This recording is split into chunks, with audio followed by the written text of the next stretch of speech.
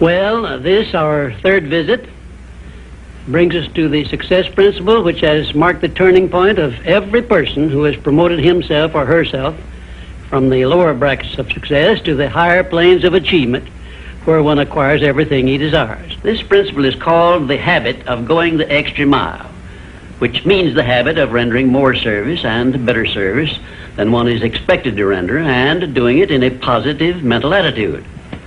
I'm going to tell you all I know about this magic principle of self-advancement, because it is the one rule you must follow if you expect to write your own price tag and to be sure of getting it. Let me describe this success principle for you in a brief formula which you can easily remember. I call it the QQMA formula, which means the quality of service you render plus the quantity of service you render plus the mental attitude in which you render service determines the space you occupy in your chosen calling and the compensation you get from your services.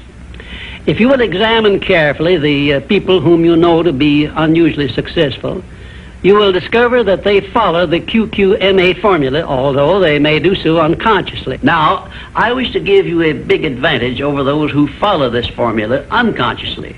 I wish to show you how to make use of it deliberately with purpose of forethought, so you may make the principle pay off in a big way and do it quickly. Now I shall tell you some of the benefits you will enjoy by following the habit of going the extra mile. 1, this habit will bring you to the favorable attention of those who can and will provide you with opportunities to promote yourself into a better circumstance. 2, it will place back of you that great natural law of increasing returns through which the service you render will bring back greater than average compensations. And 3, following this habit will make you indispensable in your chosen occupation or calling. Therefore, it will place you in a position to write your own ticket. And 4, this habit will help you to excel in your line of work, because each time you render service, you endeavor to do a better job than you did previously. And 5, if you work for a salary or wages, this habit will give you preference when work is slack and others are laid off. And 6, it will help you to benefit by the law of contrast, because the others around you will not be going the first mile, let alone the second mile. And 7, following this habit of doing your very best in all of your efforts and doing it in a pleasing mental attitude will improve your personality and make you liked by others. And 8, it will also help you to develop a keen, alert imagination, because you will be continuously seeking new and better ways of rendering useful service. 9, it will inspire you to move on your own personal initiative instead of waiting to be told what to do, a habit which is the first step in leadership in all callings. The habit of going the extra mile definitely develops greater self-reliance and gives one more courage to move ahead without the fear of criticism from others. And here is one thing it does, which, if it benefited you in no other way, would justify you in adopting it. It helps you to master the destructive habit of procrastination, the one habit which heads the list of causes of failure. 12, going the extra mile influences other people to respect your integrity and inspires them to go out of their way to cooperate with you in a friendly spirit. And 13, the habit helps you to develop definiteness of purpose, which is the starting point of all personal success. And it stops you from drifting through life without knowing what you want or where you are going. And number 14, and here is the grand payoff which this habit gives you. It provides you with the one and only excuse for asking for a promotion to a better station in life or a higher pay. Obviously, if you are doing no more than you are being paid for, then you are receiving pay for all to which you are entitled. And you have not a single excuse for asking for more pay or a better position. You understand this point and appreciate its significance, do you not? 15, last but not least, the habit of going the extra mile conditions your mind to maintain a mastermind alliance with others. Ever so often I hear people complain about their not receiving favorable breaks in their relations with others. I never hear this sort of complaint from one of my students of the science of success, nor from anyone who has ever read any book that I have written, because all of my students have learned the secret of how to create their own favorable breaks. They do it by following the habit of going the extra mile. I can tell you frankly, I have never received a major favorable break during my entire life that did not come from having applied the principle of going the extra mile. Sometimes I hear people complain also that their positions are such that they are not permitted to go the extra mile. And my counsel to these people is always the same. Change positions and market your services where it pays to go the extra mile.